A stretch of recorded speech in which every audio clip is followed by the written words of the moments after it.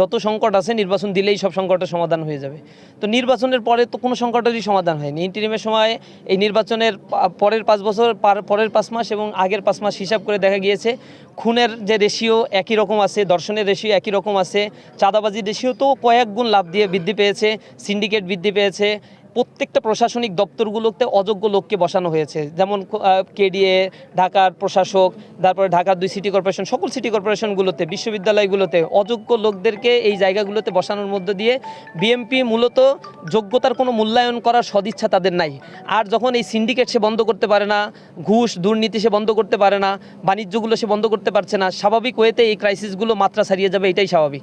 তেল গ্যাস এর সংকটটা এর ব্যতিক্রম আমরা কিছুই দেখছি না। এটা সরকারের সদিচ্ছার অভাব। এবং বিরোধী দল যখন এটার ব্যাপারে সংকটের প্রস্তাবনা দিচ্ছে, সংকট নিরসনের ক্ষেত্রে আপনারা দেখবেন বিরোধী দলকে তুচ্ছ-তাচ্ছিল্য করা হচ্ছে, নানাভাবে ফ্রেমিং করা হচ্ছে, আন্দোলনের কথাগুলো বলা হচ্ছে, পুরাতন ৭১-এর কথাগুলো নিয়ে আসছে।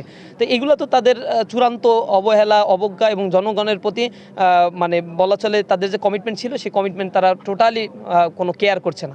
আমরা মনে করি সরকার যদি এই ব্যাপারে আরও বেশি উদার না হয় এবং সমস্যা সমাধানে এগিয়ে না আসে, মানুষ যে পরিমাণে সাফারার হচ্ছে, বিদ্যুতের সংকট, গ্যাস তেলের সংকটে যে উৎপাদনগুলো আজকে বন্ধ হতে চলেছে, প্রচুর কর্মসংস্থান নষ্ট হয়ে যাচ্ছে, বেকারত্বের পরিমাণ বৃদ্ধি পাচ্ছে, এতে খুব ভালো কিছু হবে না এবং সরকার পতনও হয়ে যেতে পারে এর মধ্য দিয়ে। সুতরাং সরকারকে এই ব্যাপারে আরও উদ্যোগী হওয়া, সরকারি দল বিরোধী দল পারস্পরিক বসার মধ্য দিয়ে জনগণের যেন ভোগান্তি নিরসন করা সম্ভব হয়, সে ব্যাপারে সকল রাজনৈতিক দলকে সজাগ দৃষ্টি রাখার জন্য অনুরোধ জানাচ্ছি।